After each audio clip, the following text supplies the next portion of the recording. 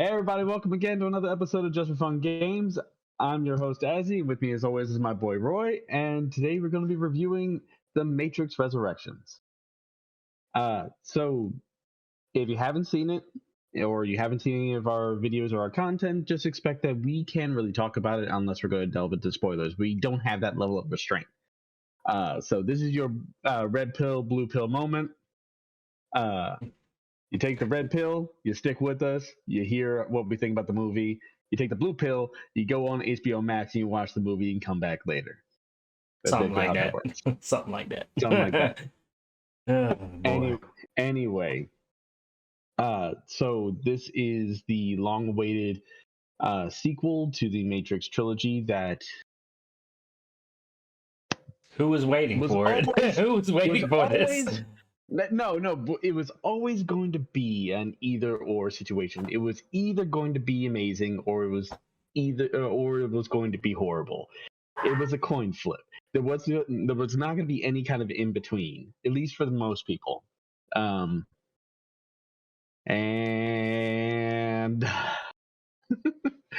All right, let me go ahead and get some stuff out of the way. I saw this on HBO Max first. Okay, me too. by myself. Didn't see it with anybody else. So I'm sitting there watching it the first time, and I was like, okay, interesting concept, interesting stuff going on here. It's okay. You know what? That is actually there was a lot in this movie that I came away with, and I actually really enjoyed. And most of it had to do with the with the world building and the kind of continuation, essentially like checking in on the things that we left off on. I really enjoyed that stuff. But then I went to go see this with my girlfriend at the movie theater.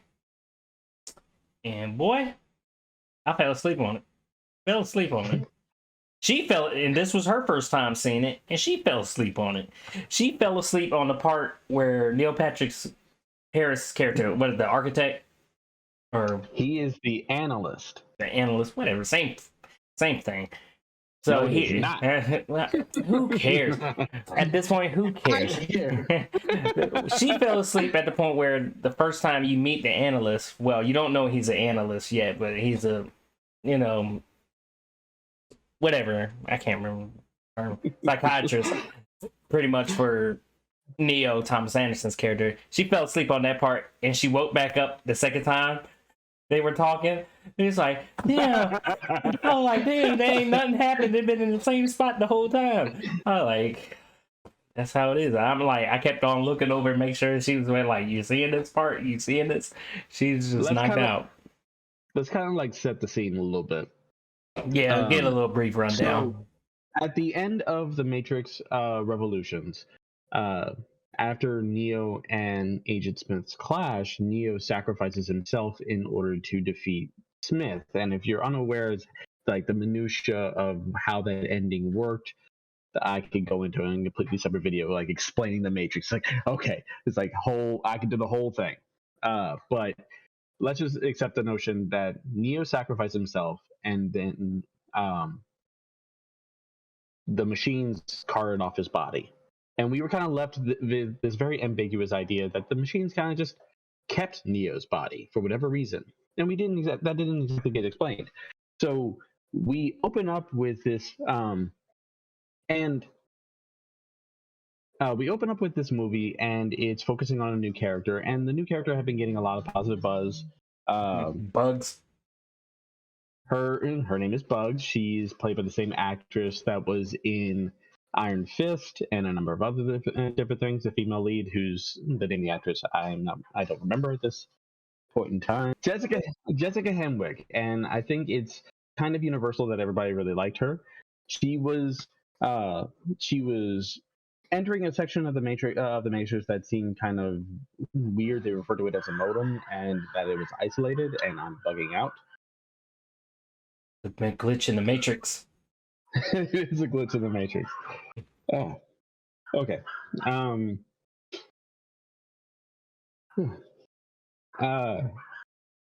So she's kind of spying on a scene that seems to be rehashing the opening moments of the original Matrix, where Trinity is communicating through a computer, and cops raid the building. She takes them out and she escapes. Except in this scenario, we have completely different agents, a new agent, the character that everyone kind of went into this movie knowing was effectively the new Morpheus, but dressed as an agent.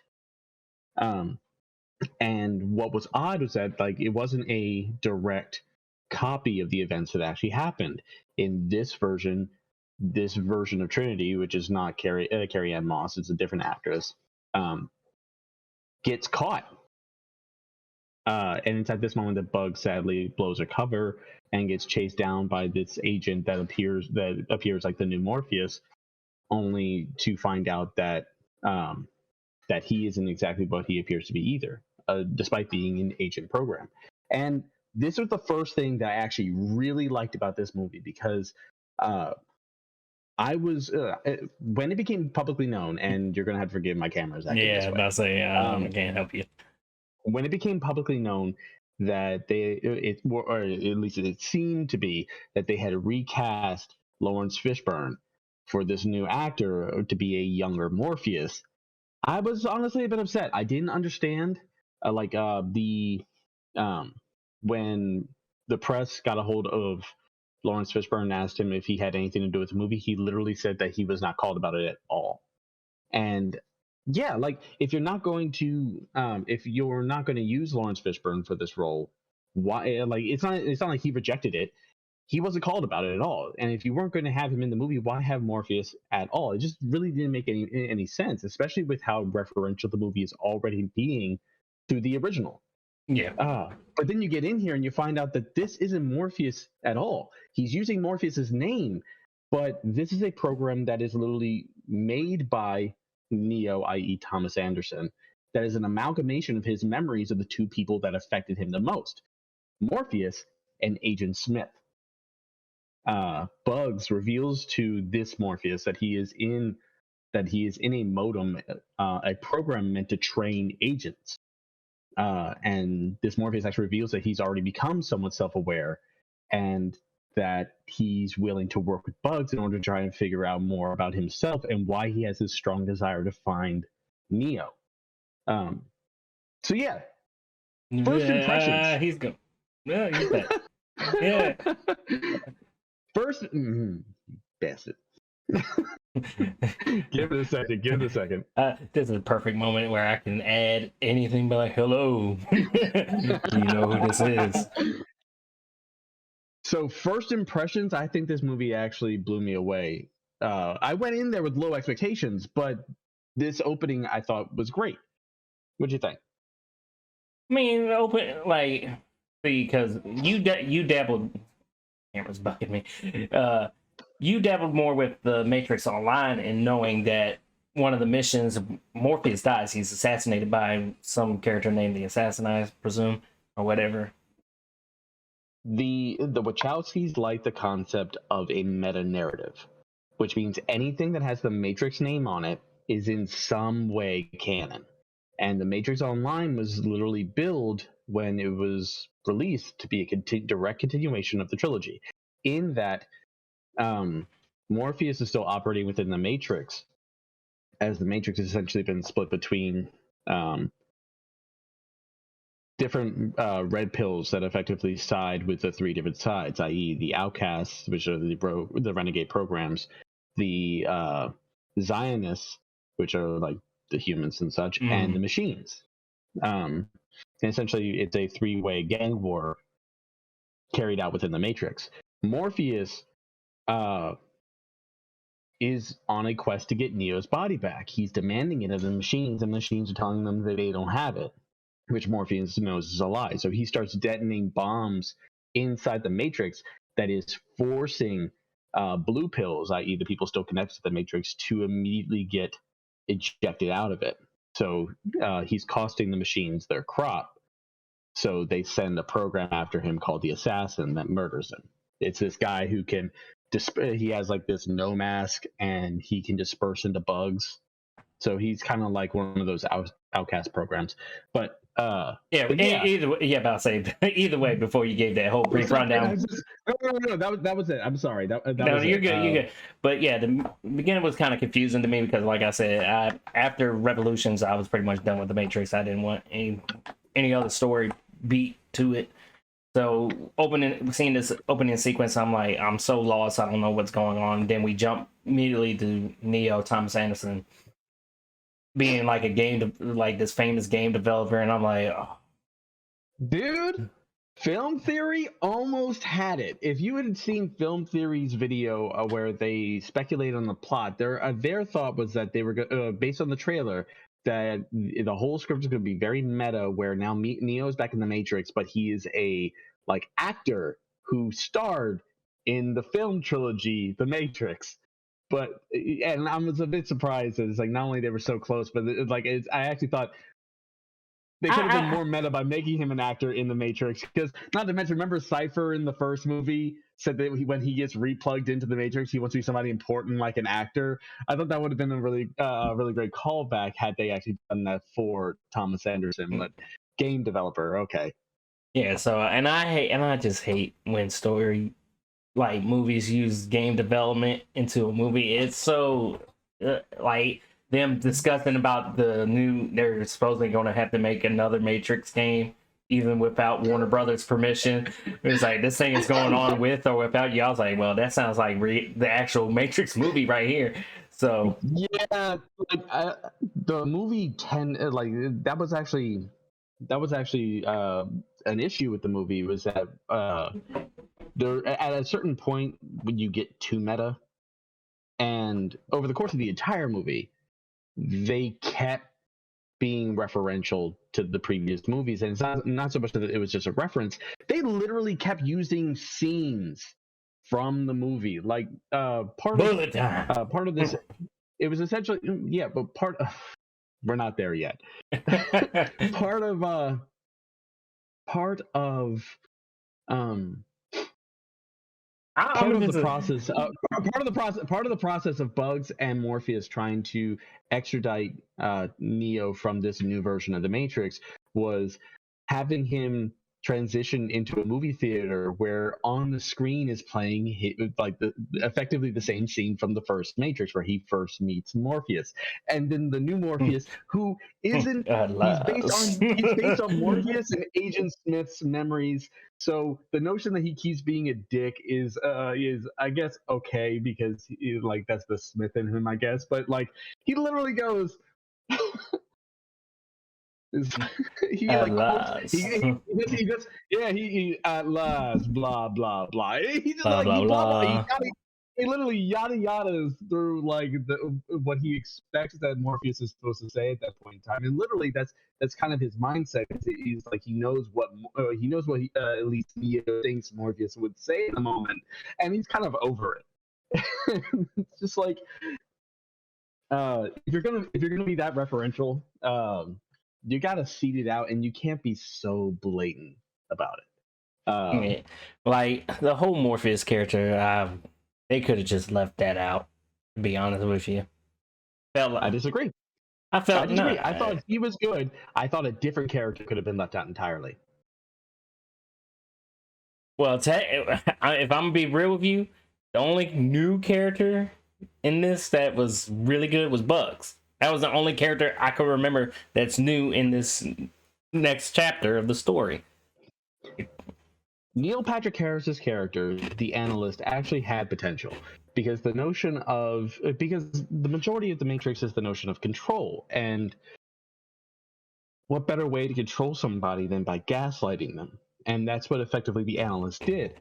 Neo, in this new Thomas Anderson persona, was constantly feeling like something was wrong, or that something was missing, and they crafted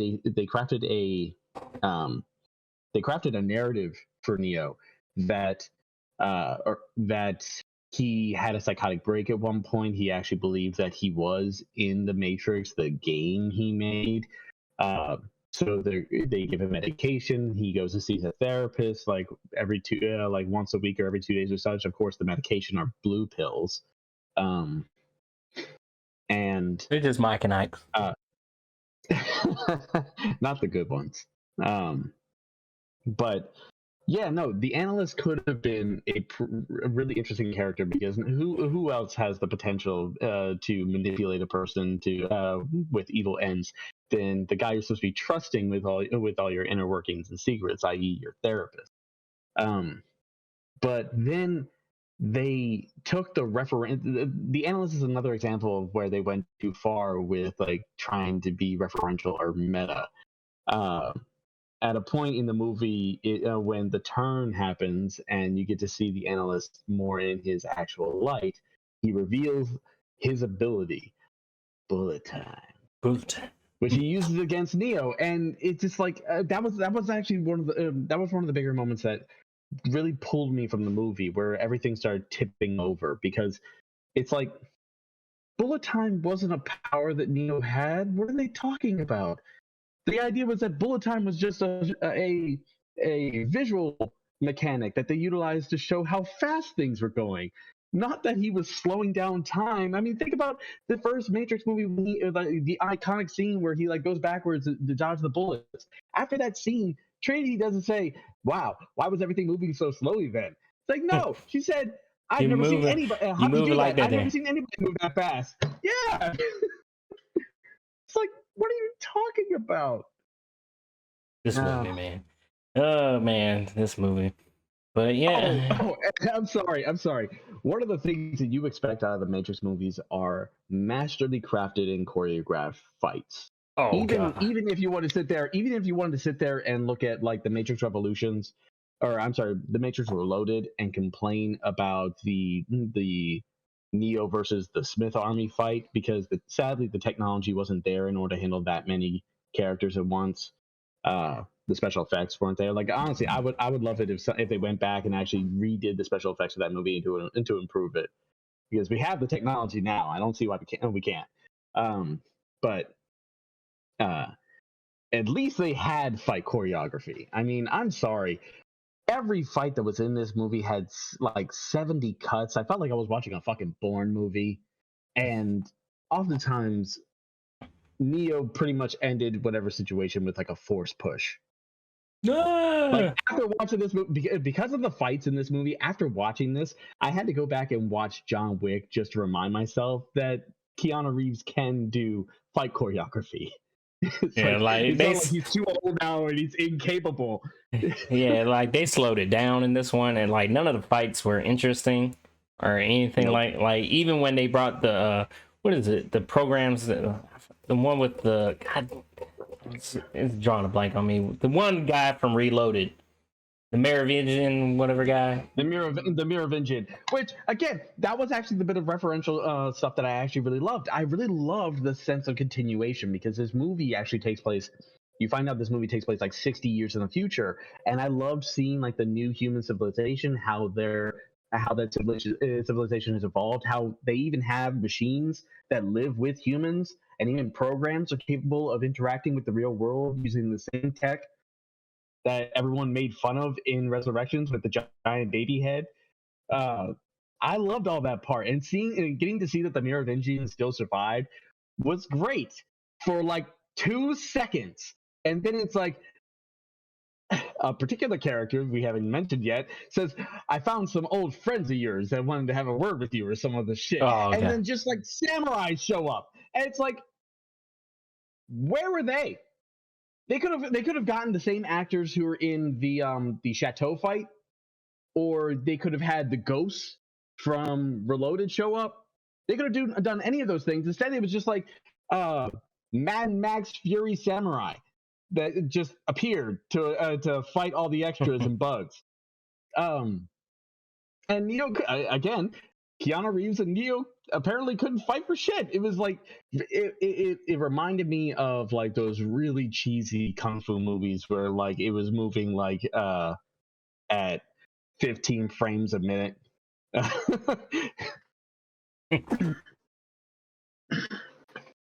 But I know what characters you're talking about. Agent Yeah, Smith. can we talk about Agent Smith? That is the character that did not belong in this movie. Now, granted, Mr. Anderson. The what's his name? Oh my goodness. Hugo Weaving. Hugo Weaving. It's normal for him to not show up in a movie, especially if he doesn't feel confident about it. That's why we didn't get him in Avengers: Infinity War. Mostly also because I think like he's a bit like he thinks of himself as an actor, and thought that, and it's probably in the camp to think that superhero movies are just kind of like beneath him. But more than likely he figured, especially after the reception of the past two movies, which he was probably contractually obligated to participate in, that this movie was going to stink, so he didn't feel like he needed to come back. And in that way they can hide the reveal that he's there, which the first time they try to extract Neo, that's when like the SWAT team shows up to try and stop them, and uh Neo's partner at the business, I don't remember what his name was I can't remember. prior to that, gets a hold of a gun that falls to the ground, and then suddenly remembers that he's Agent Smith. He's played by Jonathan Groff, and I'm sorry for the guy, but it's not that that yell of Mr. Anderson sadly did not invoke anything out of me. Mr. And Anderson. That's more Agent Smith. Now, when he said that line, it sounded more like Mr. Wilson. Yeah, Then it's the Menace. Yeah, no, like the only time Smith ever evoked that much emotion was when Neo was being, like wasn't just coinciding with Smith's logic in the Matrix Revolutions. Otherwise, Smith never gave that much like energy or projection to his antagonism with Neo, but it's just like a character that just did not. For one, it's like, okay, fine, he's back, but even getting over a bit of the disappointment that he still exists and that he's still around, they gave him this motivation where it was like he doesn't like the idea of being controlled, and in order to make sure that he didn't like the idea that his personality or who he was kind of overwritten to exist in this version of the Matrix, and he wants revenge on the Analyst, who is the new program in charge of this version of the Matrix. And so he's the one who recruits the Merovingian and the Fury Road samurais to stop Neo from getting in contact with Trinity or going after the Analyst, because he wants to get to the Analyst and he needs Neo out of the Matrix so that he can get his revenge because reasons. Yeah, And like that wasn't further explained. He was like, I just want him. He just wants revenge. And then I'm sorry, but the fight between him and Neo was sad. You kind of knew what it was going to do. They were just going to repeat the same beats from their first fight. They even did the motor punches, which I could give a pass in the first Matrix. I can't give a pass now. It wasn't really cool then. It's worse now by imitation. Ain't that right? Anyway, and then Neo ends that conflict by force pushing him away, because now that's the limitations of the full breadth and limitations of his powers.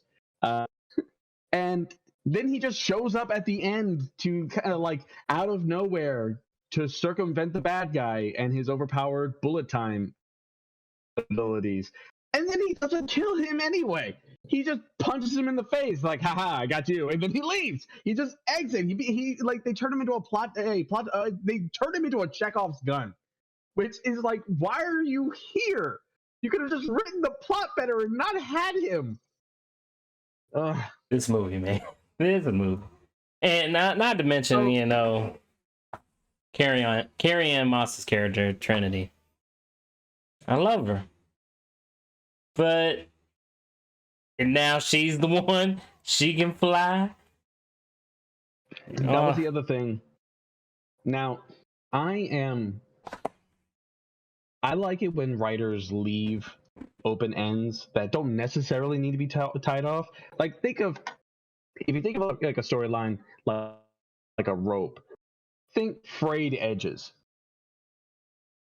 I don't think that you could then extend into an entirely new rope if you wanted to. I don't think there was a frayed edge for this. If you really want to get into the weeds of it, technically, Neo became the one after Trinity admits that she loves him, and that like oh so romantic kiss amongst the sparks of their ship being torn into. But he was already exhibiting abilities, and none of that was predicated on Trinity being in love with him, per se. Not to mention, that was honestly the flimsiest part of the original movie in the first place, because they didn't really get to spend a lot of time together. We just had to accept that it was love at first sight for effectively the both of them. And they tried to spin this idea that together they amplify each other. And in this version of the Matrix, effectively, half of the power of the one resides in Trinity now. And I don't want to think that that's just meant to be like a cheap kind of thing in order to add more to Trinity. I don't think Trinity really needed that, because she never needed abilities to be a badass in any of the other movies. But yeah, it was a hard pill to swallow. Especially like when they took when Neo and her are trying to run, and they take this like triumphant jump off the building, and Neo lacks the ability to fly. The movie ends really abruptly. They try to recreate the same feeling with the first movie, with the same Rage Against the Machine song, but it's a cover in this one, and it's not a good cover. It's not a good ending. The original Matrix had that in like there was the victorious moment where Neo defeats Smith, the other agents run off, he's able to escape, they take out the Sentinels, and then there's that fade to black as all the power goes out, and then that slight fade in to where it's Neo and Trinity looking into each other's eyes, and almost silence before it fades back to black, and then we come back slowly into the scene where it's Neo talking on the phone. It was way more subtle, and it allowed us to ease our way into the transition, where the ending for this movie was so sharp. It was just like a bad one-liner from Trinity. It's like, later fuckers, and then they fly off. Wasn't that? And then they reappear in the Matrix at the analyst's house, where Trinity gets to make a callback to a passing line she had earlier in the movie. I'm gonna kick his jaw off. Roundhouse kicks Neil Patrick Harris's jaw off, and they just pick on him for a bit before he's like, "Okay, fine, you won. What are you gonna do? Change everything? Go ahead. I don't care." It's like, yeah, maybe we will. And then again, it's just like, it's weird. I don't what are they gonna do? For me, for this movie, the Matrix isn't the antagonistic force that it was in the original trilogy. It doesn't like that I'm talking about it that way. This was effectively almost like a heist movie, where they were, after saving Neo and essentially getting over the notion that he was gone, they had to steal Trinity back. All right, we needed Nicolas Cage. He's like, I'm gonna steal Trinity from the Matrix. Trinity. Trinity. No, but what I'm saying is that that's why it was so much weirder that Neo and Trinity, like in the epitaph scene or epilogue scene, return to the Matrix and claim this vague idea that they're going to change things. Why? It doesn't matter as much. The people that want to leave get to leave. There's a new human civilization that's thriving. It would have made more sense, after saving Trinity and getting her out of the Matrix, for the movie to end with her and Neo finally getting their happily ever after in the human city. Now they have their whole lives ahead of them, and they don't really have to worry about the Matrix as much. Overall, what you give this movie? There were still a lot of things that I liked in this movie, despite all of the things I hate about it. I'm gonna give it a 6. I still feel like if you enjoyed the original trilogy, and you wanted to see how like effectively like a time skip after the last movie to see where things are and to see what happened to some of your characters, then you're going to have a good time. The other half of the movie, where it's like in the Matrix, you're not going to enjoy that at all. I I'm think. sorry about the dogs. No, you're good. I think I'm gonna have to give this a I can 5. hear them upstairs. This gotta be a 5 for me, man. Like, I'm sorry, but the Matrix ended with the first Matrix. That's still my favorite one. Even though I do like the fight, I do like some of the fight scenes in the other two and everything. And that's totally understandable. The trilogy as a whole is a mixed bag. I still really like the entire trilogy. I think it's one of the first really good live action animes because it's an anime plot. If you've Yeah, I ever mean, watched anime, granted, I do like Animatrix. That was pretty good, but this was a sequel that should have not have been made. They should have just left it alone.